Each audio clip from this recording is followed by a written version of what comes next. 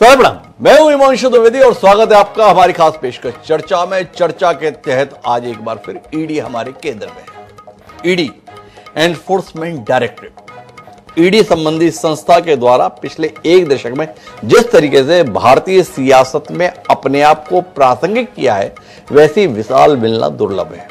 पूर्व में जब चर्चाओं में आता था तो सीबीआई जांच को लेकर आरोप प्रत्यारोप लगते थे, पर 2014 के बाद जिस संस्था को लेकर विपक्ष हमलावर रहता है वो ईडी है। ईडी के संदर्भ में कानून काफी सख्त है। इसके प्रावधान में जो व्यक्ति लपेट में आ जाता है वो एक निश्चित समय के लिए तो जेल के भीतर पहुंच ही जाता है।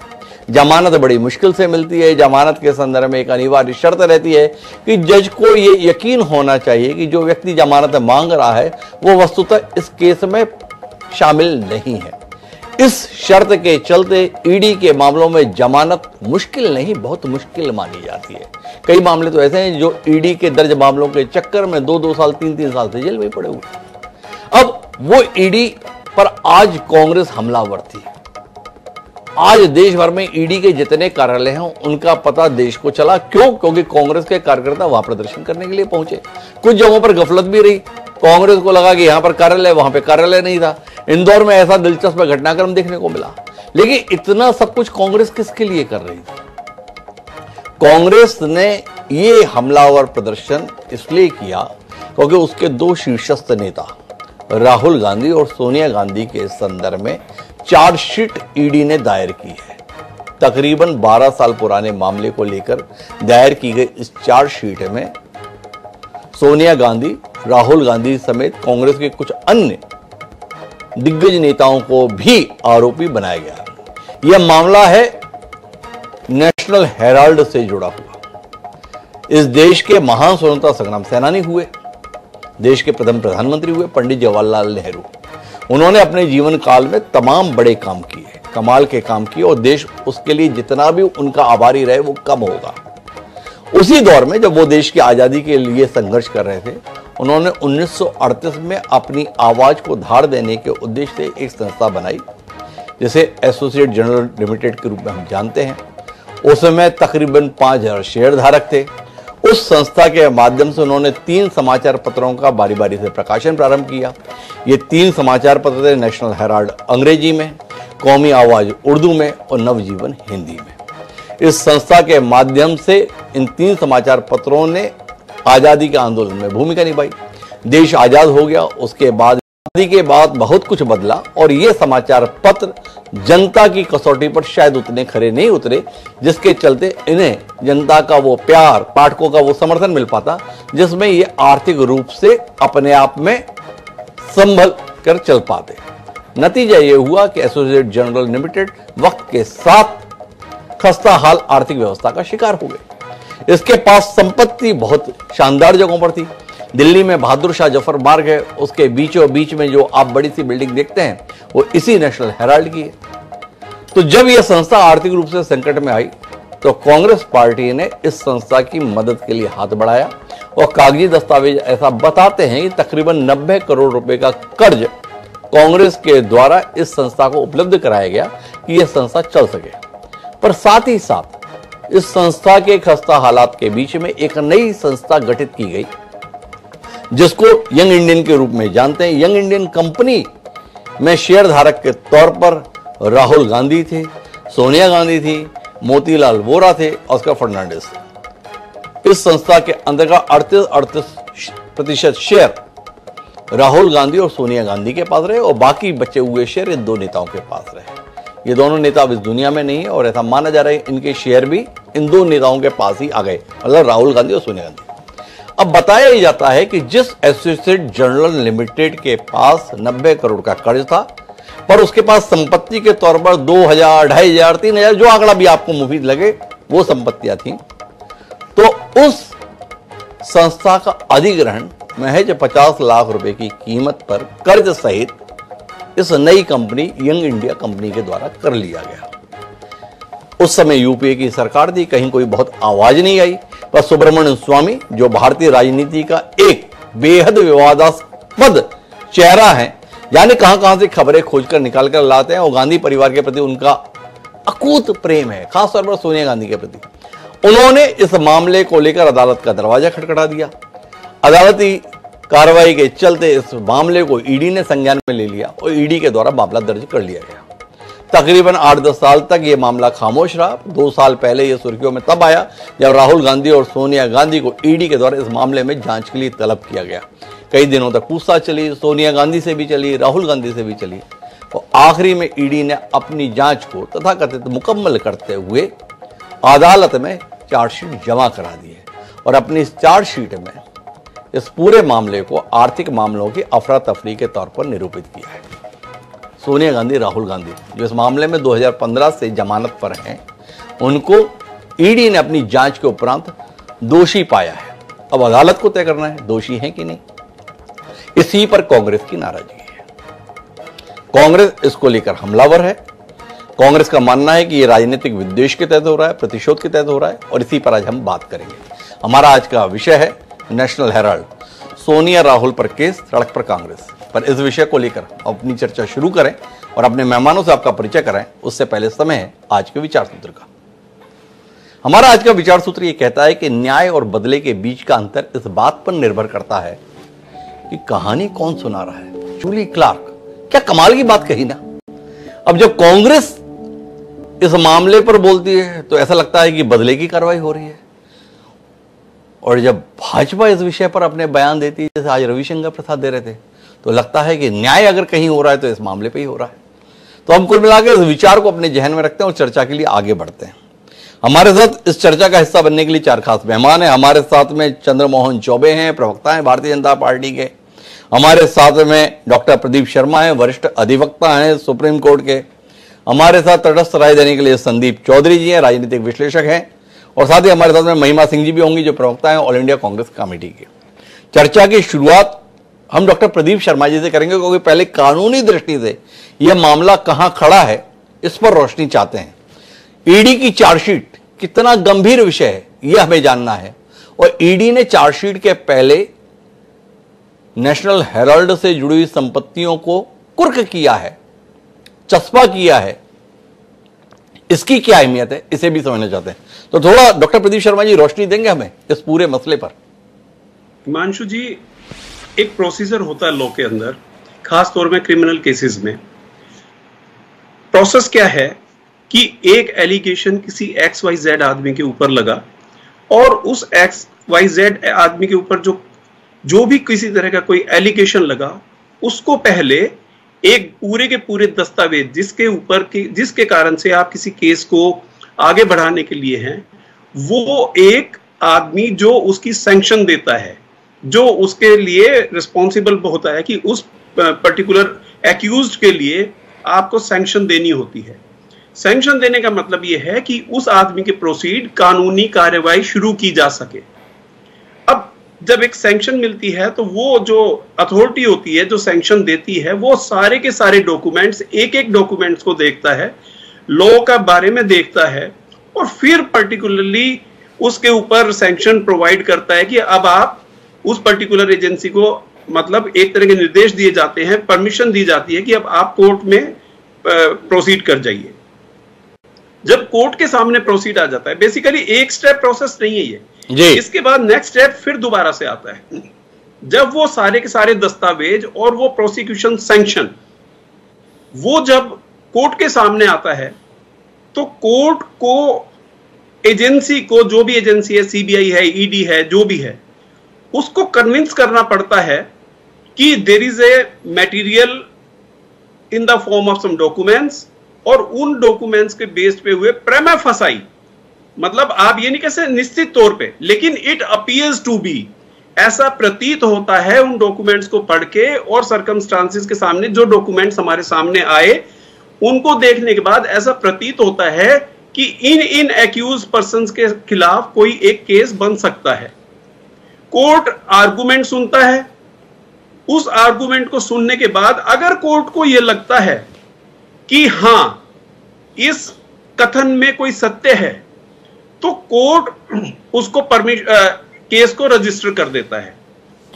अब जब केस रजिस्टर हो जाता है, उसके बाद जो भी इन्वेस्टिगेटिंग एजेंसी होती है उसके पास टाइम उनको दिया जाता है कि आप इसके मतलब एक इन्वेस्टिगेशन करें कि जो डॉक्यूमेंट आप जो प्रमा फेसाई आपको लग रहे हैं उनकी veracity and authenticity of those document is to be taken care of, it has to be seen. और ये देखा जाता है कि जो डॉक्यूमेंट्स दिए गए हैं या जो इसके बारे में एलिगेशन है उसकी इन्वेस्टिगेशन होती है। इन्वेस्टिगेशन कंप्लीट होने के बाद तब इन्वेस्टिगेटिंग एजेंसी सारे अपने नए जितने भी डॉक्यूमेंट्स हैं या इसके अलावा भी जो डॉक्यूमेंट उस टाइम पे थे उसके अलावा भी अगर ड्यूरिंग इन्वेस्टिगेशन अगर कुछ डॉक्यूमेंट्स उनके सामने आते हैं तो उनको वो इन the form of chargesheet court के सामने फाइल कर देते हैं। अब इसके बाद भी दो चीजें हैं। जब चार्जशीट फाइल हो गई, अब कोर्ट दोनों पक्षों को अपना अपना पक्ष कोर्ट के सामने रखने को कहती है। अगर उस जगह पर कोर्ट को लगता है कि कोई case on the basis of the document जो किसी भी इन्वेस्टिगेटिंग एजेंसी ने कोर्ट के सामने रखे उनमें कोई खास दम नहीं है और वो अपना केस प्रूव नहीं कर पा रहे, तो एक पॉसिबिलिटी है कि वहां पर वो डिस्चार्ज कर सकते हैं पर्टिकुलर एक्यूज को या सभी एक्यूज को। तो ये प्रक्रिया है। अभी चार्जशीट जैसे कि आप आज जो हमारा टॉपिक है इसमें आज चार्जशीट फाइल हो गई है। इस चार्जशीट का मतलब यह है कि अभी दोनों पक्षों को आप कोर्ट एक अपॉर्चुनिटी देगा टू डिफेंड देयर केस और टू प्रेजेंट देयर केस कि इसमें कितना सत्य है कितना नहीं है, कितना गलत है। तो जो कुल मिला के बात समझ में आई डॉक्टर प्रदीप शर्मा जी के द्वारा, जो जाने माने अधिवक्ता हैं, वो ये बता रहे हैं कि एजेंसी ने अपनी जांच में राहुल गांधी, सोनिया गांधी, सैम पित्रोदा, सुमन दुबे इन सबकी सहभागिता पाई है करोड़ों की संपत्ति को कौड़ियों के भाव से अपने कब्जे में लेने के संदर्भ में। लेकिन ये आरोपियों को अभी भी सहूलियत है कि वो कोर्ट में अपने तथ्य रखें और साबित करें या कोर्ट को तैयार करें इस बात को समझने के लिए कि ये सारे आरोप बेबुनियाद हैं। तो अब मेरे साथ में महिमा सिंह जी है, कांग्रेस पार्टी की प्रखर प्रवक्ता है। आज ईडी के दफ्तरों पर कांग्रेस पहुंची हुई थी। महिमा जी, कांग्रेस के पास में ठीक ठाक वकील नहीं रह गए क्या आजकल पैरवी करने के लिए, जो अदालत में ईडी के आरोपों का मजबूती से दबाव से जवाब देकर अपनी बेगुनाही साबित कर पाते, जो कार्यकर्ताओं के माध्यम से आप ईडी पर दबाव बने पहुंचे। थोड़ा समझना मुश्किल है महिमा जी, थोड़ा बताइए क्या हो गया कांग्रेस के तमाम वकीलों को। जय हिंद डॉक्टर द्विवेदी। सत्यमेव जयते। इसी सत्यमेव जयते की भावना से भरे हुए कांग्रेस के जो कार्यकर्ता आज मैं कहूंगी कि आहत हैं भाजपा की इस प्रतिशोध की राजनीति से, इस उत्पीड़न की राजनीति से, उन्हें भला अधिवक्ता क्या नियंत्रित कर पाएंगे। डॉक्टर द्विवेदी, आप तो राजनीति के गलियारों से भली भांति वाकिफ हैं, ये कोई आज की घटना तो है नहीं।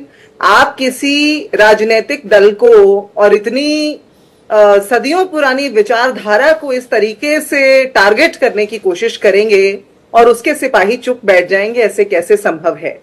एक तरफ भाजपा है जिसकी अपनी संपत्ति, उनके आइडियोलॉग आरएसएस की संपत्ति कहां से कहां पहुंच गई उसका कोई जवाब नहीं मिलता, उनके बड़े बड़े महलनुमा कार्यालय बन गए उसका कोई जवाब नहीं मिलता। मिलेगा, समय आएगा, क्योंकि हम तो भाजपा से कहते हैं कि तुम इस रास्ते में क्यों बारूद बोए जा रहे हो, किसी दिन इस डगर से खुद गुजरना पड़ गया तो इसलिए ये जो भाजपा की प्रतिशोध की राजनीति है, जिसका एक खुलासा सर्वोच्च न्यायालय ने किया था पिछले वर्ष चुनावी बॉन्ड वाली जजमेंट में, जब ये बताया था कि किस तरह से असंवैधानिक कदम उठाया और विश्व भर का आज तक का सबसे बड़ा घोटाला इस देश के वोटर्स के साथ किया।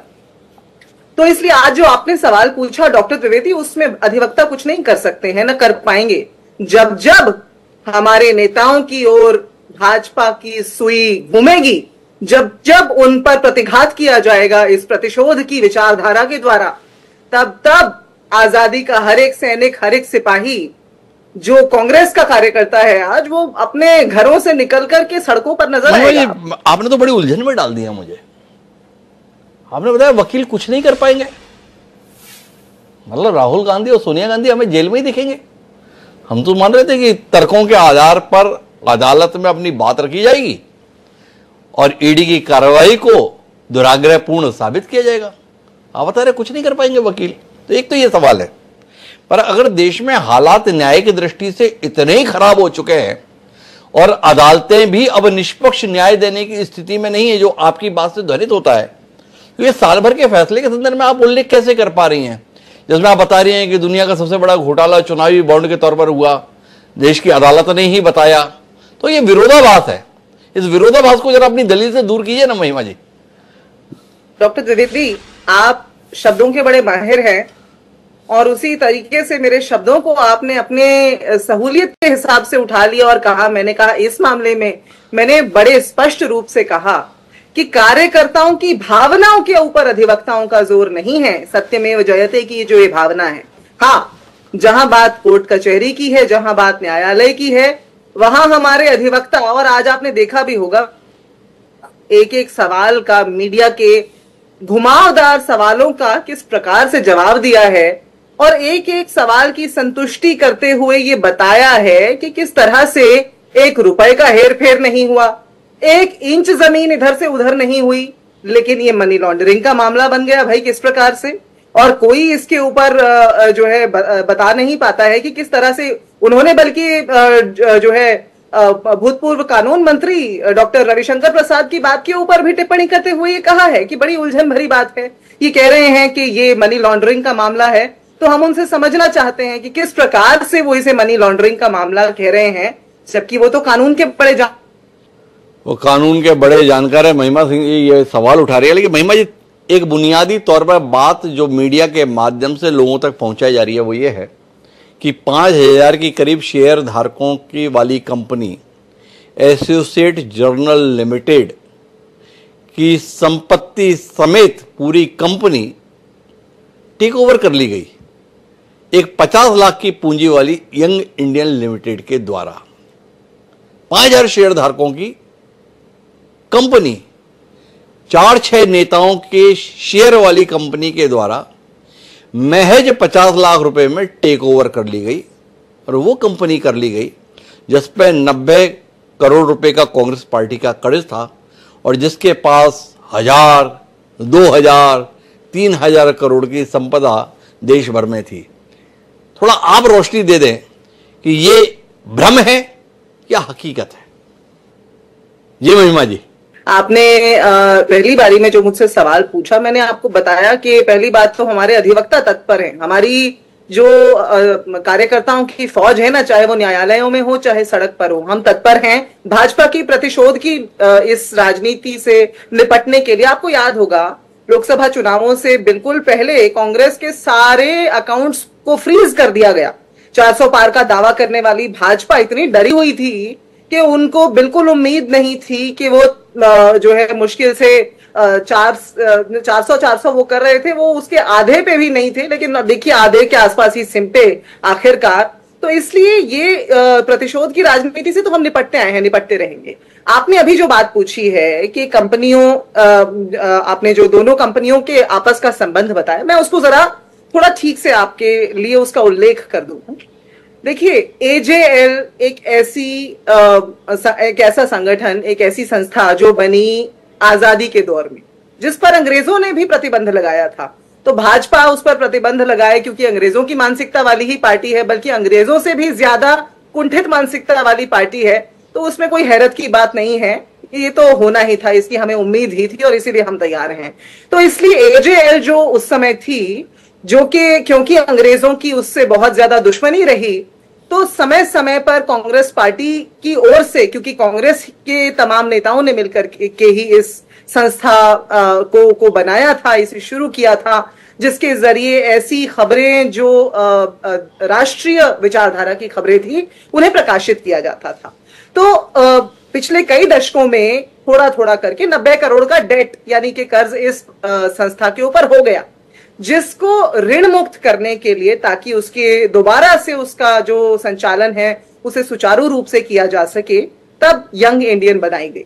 और यंग इंडियन बनाने के लिए जो है हमारे तमाम नेता फिर से साथ आए। जाहिर सी बात है, क्योंकि पहले गांधी परिवार के उसके अंदर काफी सदस्य थे, तो जाहिर सी बात है कि दोबारा उसमें गांधी परिवार के सदस्य और कई कांग्रेस के नेता शामिल हुए और ऐसे इस प्रकार से उसको ऋण मुक्त कर दिया गया डॉक्टर द्विवेदी। अब आप ये देखिए कि ये जो सेक्शन 8A के तहत कंपनी बनती है, आप तो बहुत अच्छे से कंपनी लॉ को मैं समझती हूं कि पत्रकारिता के दृष्टिकोण से समझते होंगे और आपके पैनल के ऊपर अधिवक्ता भी हैं, वो और उल्लेख कर सकते हैं।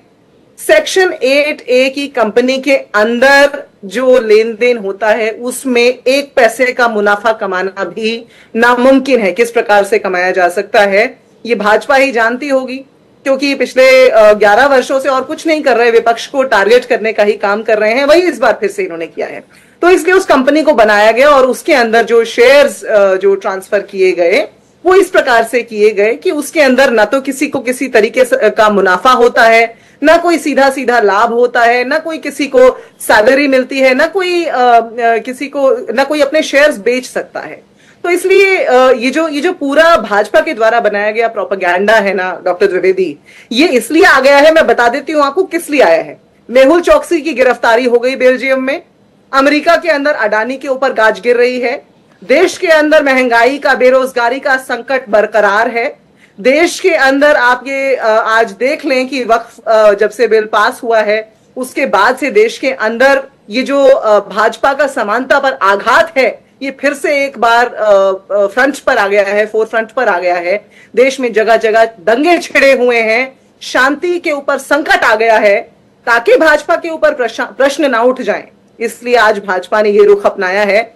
इसीलिए तो हमारे कार्यकर्ता नारा देते हैं, कार्यकर्ता नारा दे रहे हैं। मैं चंद्रमोहन जी के पास जाऊं उससे पहले एक गूढ़ बात आपसे समझना चाहता हूं।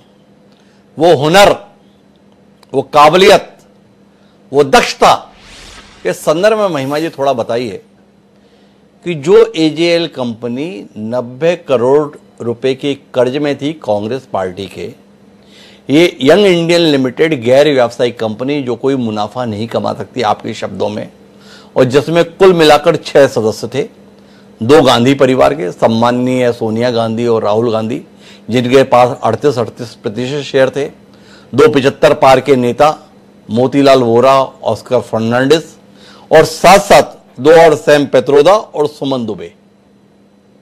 इनके पास ऐसा क्या हुनर था, इनके पास ऐसी क्या दक्षता थी कि जिन्होंने 90 करोड़ के कर्ज को भी निपटा दिया, और जो एजेएल 5000 शेयर धारकों की कंपनी हुआ करती थी पंडित जवाहरलाल नेहरू के नेतृत्व में बनी हुई, उसके पास वो फॉर्मूला नहीं था कर्ज से निपटने का, जो इन 6 नेताओं के पास हुनर था वो इन्होंने निपटा दिया। थोड़ा बताइए ना डॉक्टर द्विवेदी। देखिए, आपके पास कोई एसेट है, कोई ऐसा आपकी अपनी कोई ऐसी प्रॉपर्टी हो जिसका स्थानांतरण आप अपने ही परिवार में किसी के नाम पर कर देते हैं क्योंकि आप उसे बेहतर रूप से मैनेज नहीं कर पा रहे हैं, आपस की अपनी समझ से आप 2 संस्थाएं बना करके ऐसा कर लेते हैं, जैसा कि मैंने अभी पहले उल्लेख किया, ऐसा किया गया। उसमें ना तो कोई स्थानांतरण रुपए का हुआ, ना उसमें कोई स्थानांतरण किसी प्रकार की प्रॉपर्टी का हुआ, उसके बावजूद एक ऐसी संस्था जिसने आजादी की लड़ाई में बहुत बड़ी भूमिका निभाई, आज उसकी ओर सारे प्रश्न इंगित हैं। जबकि आरएसएस, जिसका आमदनी का कोई स्रोत किसी को मालूम नहीं है, आप पूछिए ना प्रश्न अपने शो के। 55 साल देश में राज महिमा जी आपने किया, सवाल आज आप मेरे साथ बैठे कर रही हैं, या आरएसएस के पास में कहां से आता है? आपने उस समय काम ढंग से क्यों नहीं किया? क्यों नहीं आपने आरएसएस की सप्लाई चेन को पकड़ने का काम किया? क्यों नहीं आपने आरएसएस के संदर्भ में वो कार्रवाई उस समय की जिससे आपको ये सवालों का सामना ही नहीं करना पड़ता? आप नहीं मानती महिमा जी उस समय जो कांग्रेस चला रहे थे ठीक काम नहीं कर रहे थे? बताओ आपको कितना परेशान कर रखा है इन्होंने। नहीं डॉक्टर द्विवेदी, सुनिए बात, मैंने आपसे एक बड़े उल्लेखनीय तरीके से एक ही बात पूछी है। भाई, हमारी एक संस्था से हमने दूसरी संस्था बना करके आपस का एक इंटर रिलेशनशिप स्थापित किया, जिससे कि हम जो एजेएल, जिसकी एक ऐतिहासिक जो है महत्ता है, उसको बचाया जा सके, उसकी साख को बचाया जा सके, जिसके अंदर कोई मुनाफे का प्रावधान है ही नहीं किया। उसके अंदर जो भी लेन देन है वो स्पष्ट है, साफ है, और जितनी भी प्रॉपर्टीज हैं जिसके ऊपर आज ईडी और भाजपा को ऐतराज है, वो आज भी एजेएल के नाम में ही खड़ी हुई हैं। लेकिन भाजपा क्या इस बात का उत्तर दे सकती है कि आरएसएस की जो पिछले 11 वर्षों में सैकड़ों करोड़ों की जो आमदनी हुई है, उसका स्रोत क्या है? उसका स्रोत क्या है, महिमा जी जानना चाहती हैं। लेकिन चंद्रमोहन चौबे जी मेरे साथ में हैं। क्या कर रहे हैं चंद्रमोहन जी? आप लोग एक राजनीतिक लड़ाई में ऐतिहासिक विरासत के साथ खिलवाड़ कर रहे हैं। गांधी परिवार से आप जनता के स्तर पर जीत नहीं पा रहे क्या? जो आपको एजेंसी के माध्यम से अपने आप को मजबूत दिखाना पड़ रहा है, ऐसे आरोप हर तरफ से आ रहे हैं। क्या कहते हैं चंद्रमोहन जी? हिमांशु जी नमस्कार, और आपके चैनल पर बैठे सभी पैनलिस्ट को हमारा नमस्कार। हिमांशु जी, कांग्रेस पार्टी इस देश के कानून से बड़ी नहीं है, इस देश के संविधान से बड़ी नहीं है। गांधी परिवार कांग्रेस पार्टी के लिए सब कुछ हो सकता है, इस देश का संविधान हो सकता है, इस देश का कानून हो सकता है, उनकी पार्टी का सब कुछ हो सकता है, लेकिन इस देश में कानून है, इस देश में संविधान है, इस देश में गांधी परिवार देश को लूटे इसकी छूट नहीं मिल सकती है। अभी महिमा जी बोल रही थी कि ये हमारा था और हमने इसको उसको कर दिया। शायद इनको, अब क्या कहूं, ये वरिष्ठ कांग्रेस की नेता है, लेकिन क्या इनको ये नहीं पता कि जिस प्रकार से इन्होंने 90 करोड़ रुपए को मात्र 50 लाख रुपए में उसका समझौता करके इधर से उधर कर दिया, और ये the representation of people act 1950 के अधिनियम के अंतर्गत कोई भी राजनीतिक दल किसी भी इस प्रकार के लेन देन में भाग नहीं ले सकता है। लेकिन मैंने आपसे कहा कि कांग्रेस पार्टी हमेशा अपने आप को कानून से बड़ा समझती है, और वो गांधी परिवार को, कांग्रेस पार्टी से भी बड़ा गांधी परिवार को समझती है। वो गांधी परिवार को बचाने के लिए किसी भी हद तक जा सकती है, वो संविधान को भी रद्द तोड़ सकती है, वो संविधान के खिलाफ भी जा सकती है। आपको याद होगा जब इंदिरा गांधी जी जेल में बंद थी, तो यही कांग्रेस कार्यकर्ताओं ने एक हवाई जहाज का जो है किडनैप कर लिया था, और डिमांड क्या रखा था, मुख्यमंत्री को 2-2 दिन अपने पास बैठाए रखा और कहा कि पहले इंदिरा गांधी जी को जेल से छोड़िए, तब हम जो है बंधकों को छोड़ेंगे। तो इनकी मानसिकता कांग्रेस पार्टी की और कांग्रेस पार्टी के कार्यकर्ताओं की, इनके नेताओं की क्या मानसिकता है, ये अभी तक नहीं बदली है। चाहे नेहरू जी हो, चाहे आज वर्तमान में राहुल गांधी जी हो, इनको लेकर कांग्रेस पार्टी वो अपने आप को, इस संविधान को भी नहीं मानती है, इस देश के कानून को भी नहीं मानती है। ये प्रश्न इनके मन में या इनके लोग नहीं पूछते हैं कि 50 लाख से आज यंग इंडिया 5,000 करोड़ होगी उसकी संपत्ति। ये कौन सी कमाई है, कौन सा व्यवसाय है, कहां से ये कौन सी कंपनी है, क्या ये व्यापार करती है कि इनकी इतनी तेज गति से रुपया बढ़ गया, इनकी संपत्ति बढ़ गई? इनको इसका जवाब देना चाहिए। और देखिए, प्रतिशोध की भावना हिमांशु जी हमारी पार्टी कभी नहीं करती है। हम लोग कानून को मानते हैं, हम लोग इस देश के संविधान को मानते हैं। आपको याद होगा कि जब माननीय प्रधानमंत्री जी हमारे जब गुजरात के मुख्यमंत्री थे, तो उस समय इसे कांग्रेस की सरकार ने उनको और हमारे गृह मंत्री को कितने दिनों तक 48 घंटे तक बैठाए रखा था। लेकिन हम लोग संविधान में और कानून में विश्वास रखने वाले लोग थे। हमारा कोई भी कार्यकर्ता या भारतीय जनता पार्टी का नेता झंडा लेकर और झुंड लेकर हजारों की संख्या कानून या संविधान पर दबाव बनाने के लिए, न्यायालय पर दबाव बनाने के लिए बाहर नहीं निकला।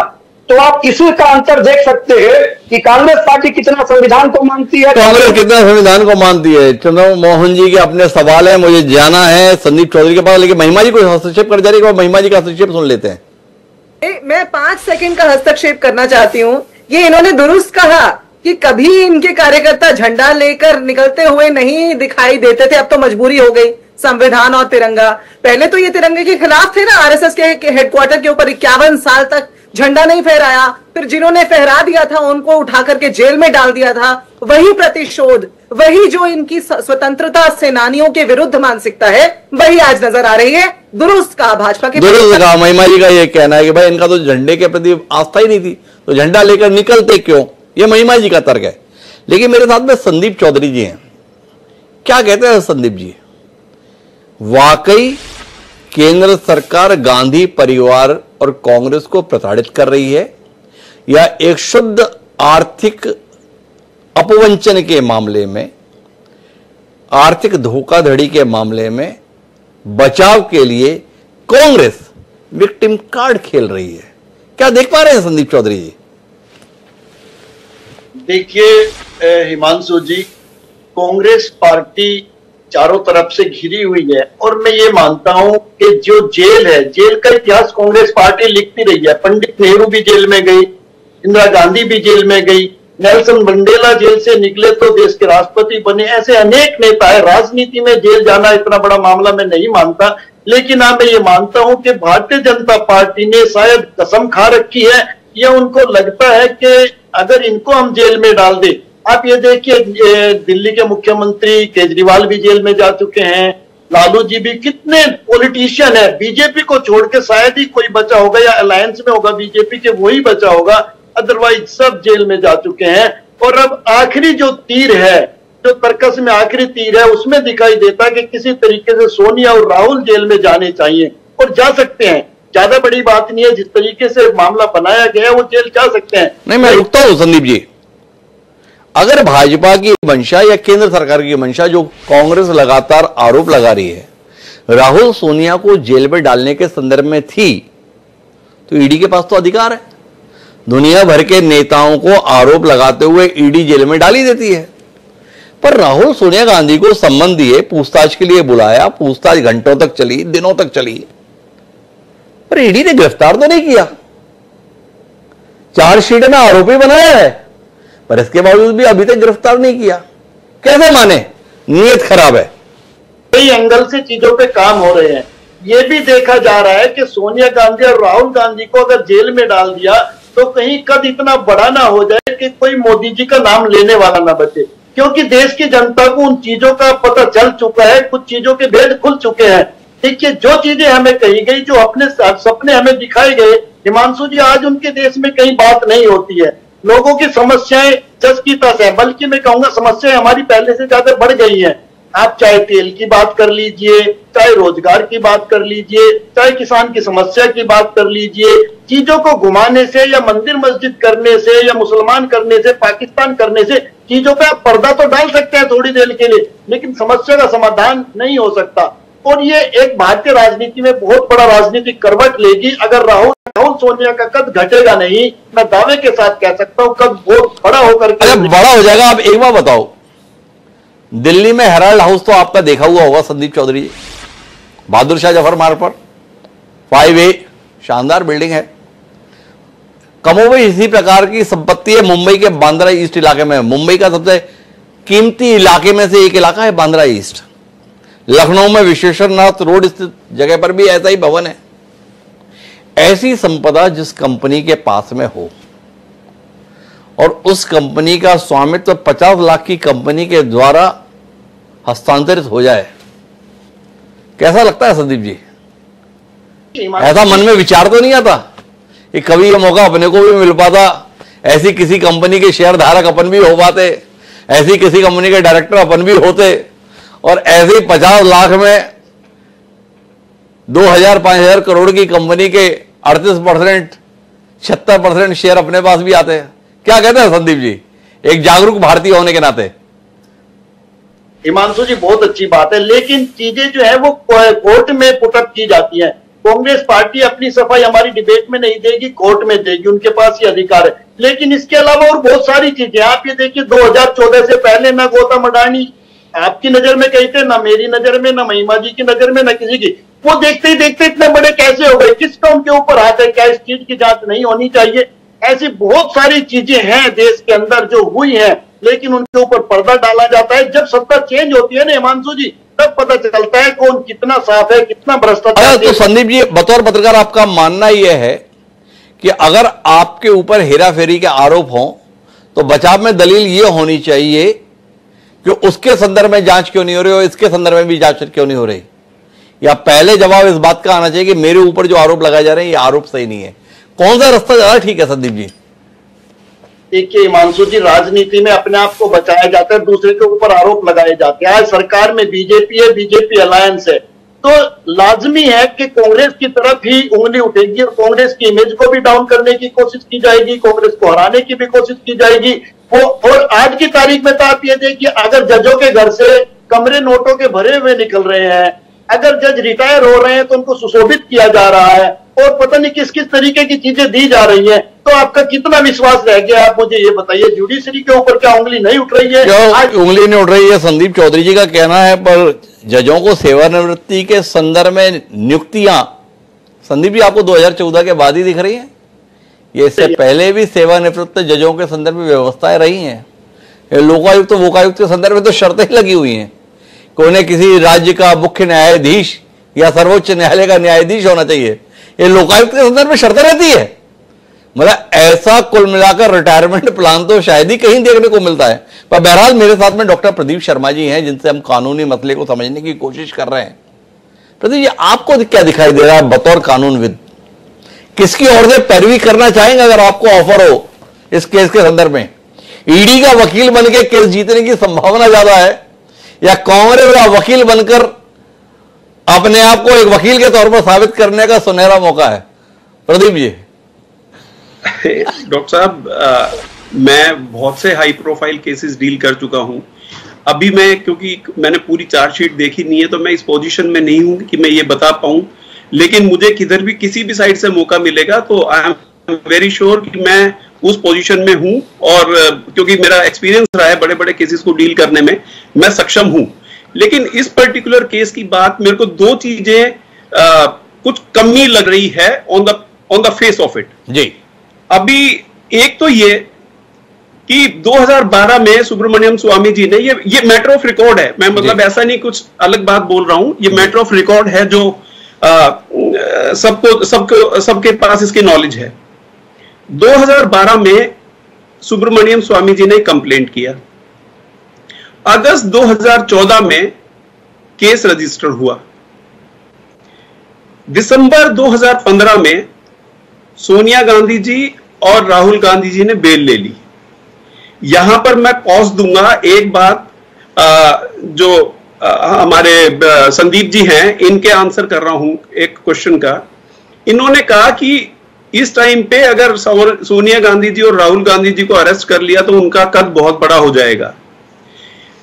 कानूनी तौर से अगर मैं बोलूं तो एक आदमी किसी भी पर्टिकुलर केस के अंदर अगर ऑलरेडी ऑन बेल है तो पहले या तो कोई भी एजेंसी कैंसलेशन ऑफ बेल लगाए, एप्लीकेशन लगाएगा कोर्ट के सामने। अब कैंसलेशन ऑफ बेल उतना ही मुश्किल है जितना कि एक निर्दोष को दोषी करार करना, क्योंकि कैंसलेशन ऑफ बेल में सुप्रीम कोर्ट की एन नंबर ऑफ जजमेंट्स हैं जिसमें यह बताया गया है कि कैंसलेशन ऑफ बेल सिर्फ उस कंडीशन में हो सकता है जब violation of terms being mentioned in the bail order, उस बेल के ऑर्डर में जो कंडीशंस रखी गई है कि आप ये नहीं करेंगे, आप ये नहीं करेंगे। बेसिकली हर बेल में 3-4 कंडीशंस होती है, मैं बता दूं आपको, कि आप इन्फ्लुएंस नहीं करेंगे विटनेसेस को, आप जो कंप्लेनेंट है उसको धमकाएंगे डराएंगे नहीं, आप फ्लाइट रिस्क नहीं होंगे, बाहर नहीं जाएंगे बिना परमिशन के। तो ये 3-4, और जब भी अगर आप शहर से बाहर जाएंगे या कहीं जाएंगे तो उसकी नॉलेज आप कोर्ट को देंगे, कोर्ट से प्रायर परमिशन लेके जाएंगे। ये बेसिकली 3-4 कंडीशन है जी। ऐसी स्थिति में जब कोई वायलेशन, आज तक 15 के बाद हम 25 में आ गए, आज तक कोई वायलेशन हुआ नहीं, कैंसलेशन ऑफ बेल की आज तक भी कोई एप्लीकेशन कोर्ट के सामने गई नहीं, तो ऐसी स्थिति में किसी को अरेस्ट कर लेना कानूनी तौर पर इतना इजी नहीं है। अब दूसरी बात, इस केस के अंदर काफी सारी प्रॉपर्टीज को ईडी ने अटैच किया। जब ईडी ने अटैच कर दिया तो पीएमएलए केस के अंदर, मैं कुछ ब्यूरोक्रेट्स के भी केस कर रहा हूं जिसमें पीएमएलए का मैटर है, अपने खान मार्केट दिल्ली में ऑफिस है, उसका प्रोसीजर क्या है? प्रोसीजर यह है कि आपका पहले तो जो लोकल जिसकी ज्यूरिडिक्शन में वो केस होता है, फॉर एग्जाम्पल अब हमारा दिल्ली है तो यहां पर पहले जो लोकल ऑफिसर्स हैं वहां पर आपकी जब अटैच करेंगे तो अटैचमेंट को आप चैलेंज कर सकते हैं ट्रिब्यूनल के सामने। तो जब 2015 ये जब प्रॉपर्टी जब से भी अटैच हुई इस पर्टिकुलर केस के अंदर और इतना बड़े अमाउंट की प्रॉपर्टी है, तो क्या कांग्रेस के या किसी भी आदमी की जहन में यह बात नहीं आई कि अगर गलत तरीके से प्रॉपर्टी को अटैच किया हुआ है और लॉ के अंदर इस बात का प्रोविजन है कि उस प्रॉपर्टी को आप डिटैच करवा सकते हैं, तो आपने आज तक एप्लीकेशन मूव क्यों नहीं करी? मैं हस्तक्षेप करने जाऊंगा प्रदीप शर्मा जी। चार्जशीट से ठीक पहले ये नोटिस अटैच करने के संदर्भ में चस्पा किए गए इन बिल्डिंग पर, तो ऐसा नहीं कि बहुत पहले से संपत्ति अटैच की गई है। कुल मिलाकर अटैचमेंट हुआ था, एजेएल के शेयर थे 90 करोड़ रुपए के, वो 2023 में कुर्क किए गए थे। पर प्रॉपर्टी की जहां तक बात है, उसे चार्जशीट से ठीक पहले कुर्क करने की कार्रवाई ईडी के द्वारा की गई है।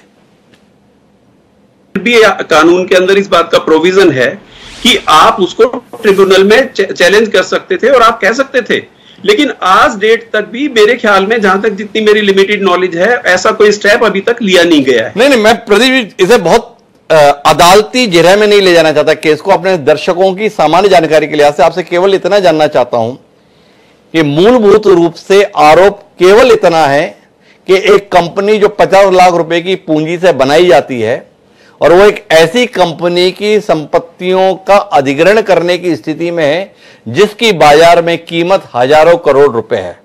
कुल मिलाकर इसीलिए मैंने शब्दावली इस्तेमाल की थी कि कौड़ियों के दामों पर करोड़ की संपत्ति का आधिपत्य लेने का मामला बनाया गया है इस पूरे प्रकरण में।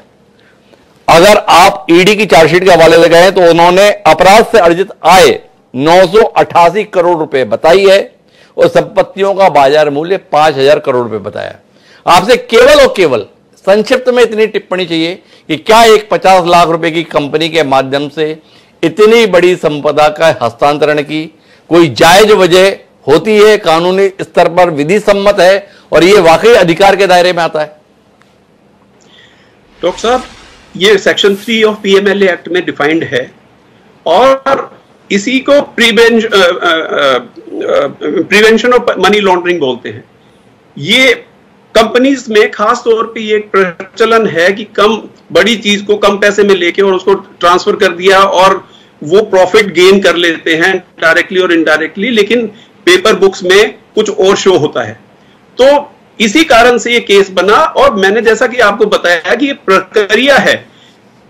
जब कोर्ट के सामने केस आया तो कोर्ट को पहले ईडी को भी ये कन्विंस करना पड़ा होगा कि there is a prima facie case जी, और उसी के बेस पे जब उसने जज साहब ने इसका कॉग्निजेंस भी लिया होगा, कॉग्निजेंस लेने के बाद इन चार्जशीट पे अब ये चार्जेस के ऊपर बहस होगी। चार्जेस के ऊपर बहस होगी। महिमा जी को हस्तक्षेप करने जा रही है, एक बार महिमा जी की बात होता है। जी महिमा जी। देखिए, मैं 2-3 जो इसमें अफवाहें हैं उसका खुलासा करना चाहती हूँ डॉक्टर द्विवेदी। सबसे पहली बात तो आपने अभी 5000 करोड़ ये जो जिक्र किया, बिल्कुल ये अफवाह भाजपा के द्वारा उड़ाई गई है, जबकि इसका सच ये है डॉक्टर द्विवेदी कि जो इनकम टैक्स डिपार्टमेंट है उन्होंने खुद इन सारी प्रॉपर्टीज का, एजेएल की सारी प्रॉपर्टीज का आकलन किया है और उनकी जो कुल वैल्यू पाई गई है वो मात्र 359 करोड़ रुपए है, 5000 करोड़ नहीं है। और दूसरी बात, ये बहुत जरूरी बात डॉक्टर द्विवेदी, कि 10 अप्रैल 2024 को ट्राइब्यूनल ने ये जो प्रोविजनल ऑर्डर ऑफ अटैचमेंट था उसे कंफर्म कर दिया था। उसके बाद ईडी को 365 दिन के अंदर चार्जशीट दायर करनी थी।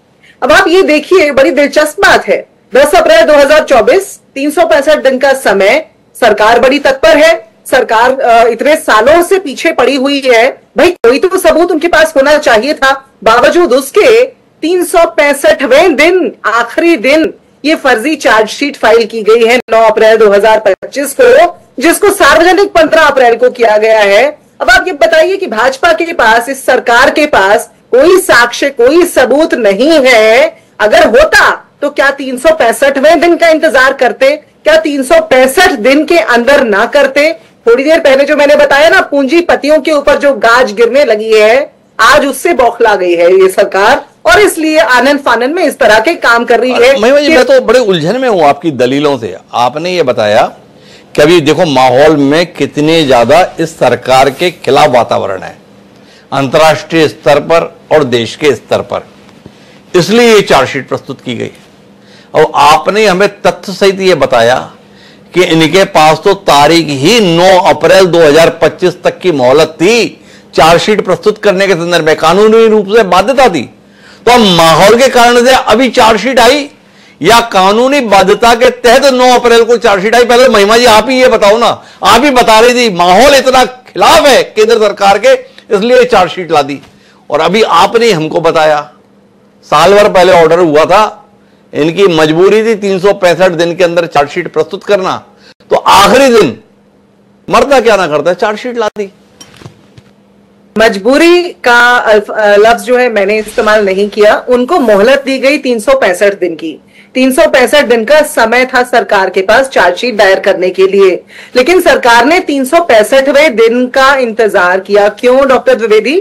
इसलिए क्योंकि जो मौका परस्ती की मानसिकता होती है वो यही देखती है कि कब कहां कौन सा प्रोपेगेंडा फिट करना है, कब हेमंत सोरेन को, कब केजरीवाल को, कब सोनिया गांधी को, कब कहां किसके ऊपर टारगेट करना है, ताकि लोगों को उलझा करके रखा जा सके, ताकि जो वक्फ बिल को लेकर के जगह जगह जो है विरोध प्रदर्शन हो रहे हैं, ताकि जगह जगह जो महंगाई को लेकर के, उसकी मार को लेकर, बेरोजगारी को लेकर प्रश्न उठ रहे हैं वो सामने ना आए।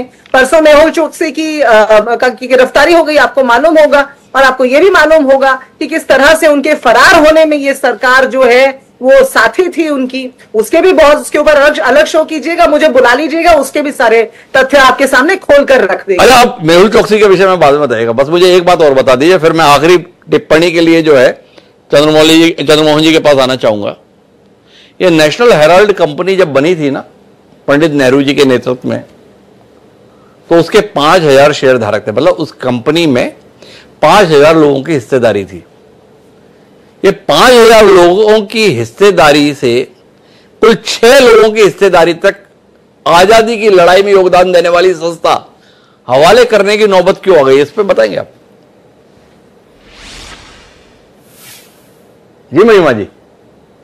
हाँ बिल्कुल, देखिए आपने ये भी एक जो आप जानकारी दे रहे हैं उसे भी दुरुस्त कर देना चाहती हूँ। कुल 700 शेयर धारक थे, वो आज भी वो 700 शेयर धारकों के अंदर यंग इंडियन जुड़ गया है।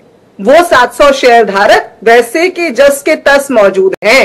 तो ये जो 5000 का आंकड़ा है, फिर वही 5000 करोड़, 5000 शेयर धारक, ये 5000 का आंकड़ा कहां से ले आते हैं डॉक्टर द्विवेदी? जो यथार्थ है, जो सत्य है वो ये है। सत्यमेव जयते से बात शुरू की थी, सत्यमेव जयते पे खत्म करके जाऊंगी कि 5000 नहीं 700 शेयर धारक है, 5000 करोड़ नहीं 359 करोड़ आईटी डिपार्टमेंट का आंकड़ा है, और 700 शेयर धारकों में 701वां शेयर धारक जो है वो यंग इंडियन है। और उसी के साथ साथ जितनी संपत्ति एजेएल के नाम पर है, उससे जितना किराया आता है वो एजेएल के नाम पर ही आता है। जो 90 करोड़ का ऋण दिया गया दशकों के अंदर, वो कभी बिजली का बिल पे करने के लिए, कभी कुछ और खर्चे के लिए, जो मेंटेनेंस का खर्चा एक ऐसी संस्था का होता है जिसने स्वतंत्रता संग्राम में इतनी अहम भूमिका निभाई हो, उस सब में इस्तेमाल हुआ।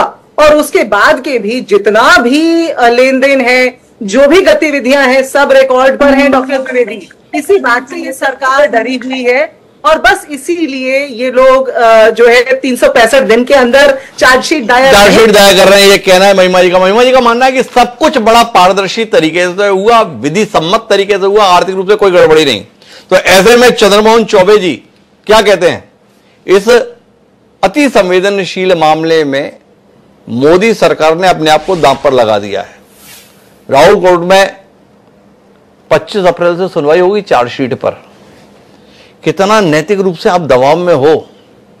अगर यह मामला अदालत में ठहरा नहीं तो आपकी इज्जत का क्या होगा, आपकी साख का क्या होगा, आपकी नीयत पर उठने वाले सवालों का क्या होगा? चंद्रमोहन जी। डॉक्टर साहब, जब महिमा जी कही रही है, कांग्रेस कही रहा है, कह रहा है कि हम बिल्कुल सही है, कांग्रेस के नेता कह रहे, कार्यकर्ता कह रहे हम सही हैं, तो फिर ये इतने डरे हुए, सहमे हुए क्यों हैं? ये लोगों को दबाव बनाने का, सिस्टम पर दबाव बनाने का ये प्रकृति क्यों दिखा रहे हैं? क्या इनको कानून पर, भारत के संविधान पर, भारत के न्यायालय पर विश्वास नहीं है?